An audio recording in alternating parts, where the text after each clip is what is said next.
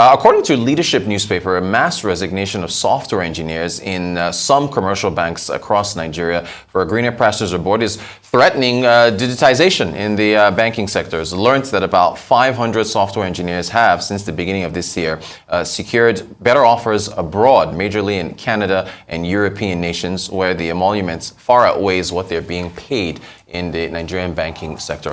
Joining us to discuss that, plus possibility of some banks like Fidelity moving to Tier 1 status, is Joshua Adebisi, who is a Sub-Saharan Banking Analyst at Vetiva Capital Management. Joshua, you're very welcome. Thank you so much for joining us. What do you make of this Leadership newspaper piece about, resignation of software engineers from banks here overseas? You heard of this, so what's your take? Well, I mean, it's not that surprising, simply due to the fact that there's been a massive brain drain in the last few years. I mean, there's always been like a trickle of people leaving the country, but recently, as economic hardships have increased, inflation is pretty much out of control, and like you mentioned, the fact is that they are able to get better offers, especially people in tech. Generally, not regardless of whether it's financial or otherwise, they're able to get much better offers for their skills internationally. And so a lot of guys were doing multiple jobs while in Nigeria in order to earn enough income just to survive. Yeah. But they find that it's getting tougher by the day. So it's not just a banking issue. Although with the banks, it's a little bit more specific, just due to the fact that they are probably paying them within the banking structure. Right. And that is very, very regimented, and there's not that much room for flexibility. Whereas when you're in tech, you're probably more likely to go and work for a startup and earn significant funds, or if not that significant, get bonuses or, stock options or things like that.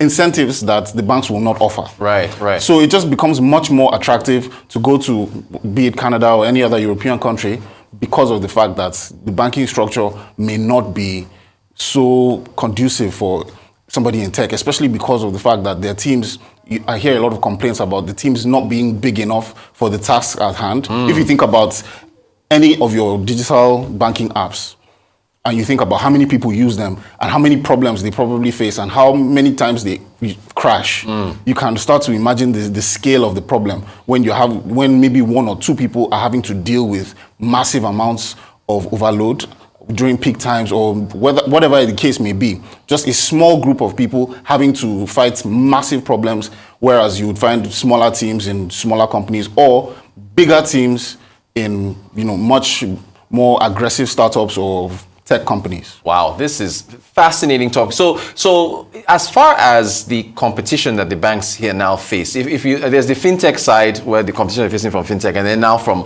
overseas, what does that do to the digitization drive for Nigerian banks? Well, what does this mean? I think the banks need to take a look at their structures. Yeah. I think we can use an example of a GT where they created a whole different... Habari, right?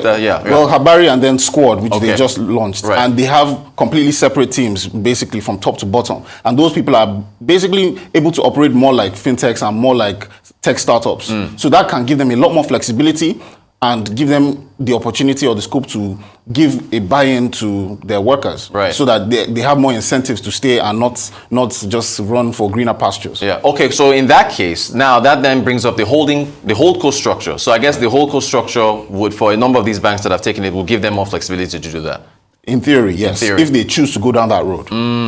Okay. So what about the competition that banks are now facing? Can you speak to, I guess, the side from fintechs and then, I guess, other tech companies from around the world? Does globalization now mean that banks in Nigeria are facing, and maybe it's not just banks in Nigeria, banks around the world are facing more pressures, not just from fintechs, but also pure tech companies in other climes?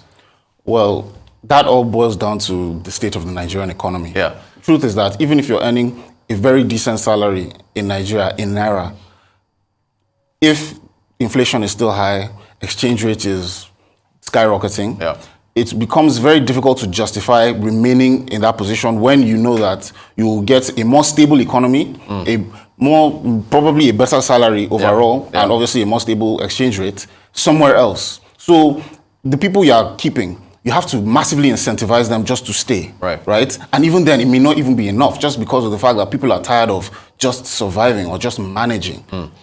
And so that is actually the broader problem. So the competition that the banks are fighting in this case is not just with the local fintechs and with the international fintechs or wherever options they may have. Yeah. It's also about the fact that the economy is fighting against them as well. Gotcha. It's all interlocked. I want to talk to you about Ecobank. Well, I know it's unaudited results. What did you make of the half-year performance? When it comes to Ecobank, I always like to separate the Nigeria business from the rest of the Africa businesses. They have the Francophone and Anglophone. When you separate it, you see that the Nigeria business itself, there was quite an improvement, but it's still the least profitable of the segments that they report. Okay. But overall, Ecobank did do quite well in terms of their other segments. The growth was impressive enough, and the NPLs are steadily coming down. Yeah, I think it was 6% from 7.2 a year ago. Yeah. What do you make of the Pan-African strategy for banks? Is it in this present climb, does it make sense to have a footprint across the continent? Absolutely, especially for local Nigerian banks. The truth is, when you look at the way our economy is going, although things are being managed very well, NPLs have not deteriorated too much, and profitability is still good. The truth is, we don't know what's going to happen in the next 5 to 10 years. Right. We'll probably see a lot more aggressive growth from countries outside of Nigeria. Gotcha. Not just the traditional Ghana or Kenya or anywhere else. It could be other smaller West African or East African or Central African countries. Right. And so it's a good idea to have your foot in as many doors as possible so that you can take advantage of that growth and leverage that to gain more foreign exchange, because you know that the more markets you're in, the more diluted your risk. Yeah. And so that also helps. Great stuff. I want to talk to you. Echo is obviously tier 2. Another tier 2 bank, Fidelity Bank. The new CEO, Onyele, she's talked openly about moving to tier 1 status. They had the I think it was Fitch ratings that upgraded them recently. Profits up in the last year. What do you make of their quest to move to tier 1 status? Well, I've always been quietly impressed with Fidelity Bank, simply due to the fact that they've kept their NPLs extremely low, and they've been very efficient in their turnover of revenue into profit. Yeah. I think that they have a chance. At some point last year, they had a larger loan book than GT Bank. Oh, wow. So that tells you that they are working extremely tight, because their entire balance sheet is still a lot smaller than GT's, but their loan book and their loan assets are pretty substantial. And if they continue with that strategy, I don't see why not. I don't see why they shouldn't be a tier 1 bank in a few years. So to expand that conversation now, if you look at the wider tier 2 status, tier 2 banks in this, how many others can make that leap, should we still have, of course, a tier 2 space so that there's a differentiation between the two? Absolutely. I think it's a lot of banks themselves would be hesitant to say that they want to move up into tier 1, just because it comes with implications, right? Exactly. Yeah. So it's possible that there will be a lot of stronger tier 2 banks, and that the tier 2 banks overall will get larger and more robust. But I think there will still be a pretty big separation between tier 1 and tier 2. Okay. In fact, last time we had you, I think it was on the Arise Exchange, 7 p.m. Monday through Friday for our viewers there, where we talked about the, and that's hosted by Boston Omofaya, of course. That was before the Monetary Policy Committee raised rates. Right. And you said you expected, we talked about the, outlook. Now the rates are up. What's the outlook for the banking sector now that we've seen NPR up to 14% now? Well, based on what little I've seen about Q2 results, I think that higher NPR is definitely a positive for the banks. Right. Absolutely. I'm very sure that a lot of our other banks, when they start to release, whenever that may be, will report higher earnings in Q2 just on the back of higher yields in the fixed income space, higher, like you said, interest rates as well, giving them probably more income from their loans and advances, and also from their securities in general. I think that we've not seen the last of the rate hikes. At least that is the Vetiva view, that in the coming meetings, based on the trajectory of inflation, it might be necessary to raise rates further, which will further help the banks. See, they always like to talk about this divergence, or is it dichotomy or so. So it's good for the banks, but if according to your view, if the trajectory of inflation continues going up and there's more rate hikes, the cost of borrowing. So I want to separate what is good for the banks, but for the wider economy, what that means. Right. If you get a letter from your bank saying your loan has been repriced upwards, what's the impact there? Well, obviously, like you mentioned, it would be good for the banks. It would be negative generally for the economy. Yeah.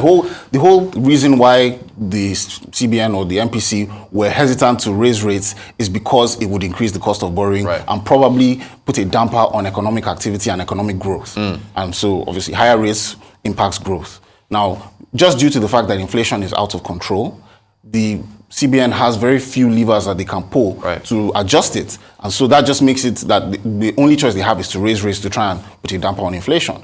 But the general economy will have to suffer, whether it be the near or medium term, just to try and, stay that massive expansion, as well as trying to strike a balance between doing it too much so that all those loans, like you said, will be repriced, and then some people will not even want to take loans, and so you see loan books shrinking or not growing at all. Gotcha. Which, by the way, makes sense for banks to have floating rate loans as opposed to fixed rates, which allows them that freedom to move up. Okay, outlook. What's your outlook, I guess, for the banking sector the rest of this year, early next year? How do you see things we're working out?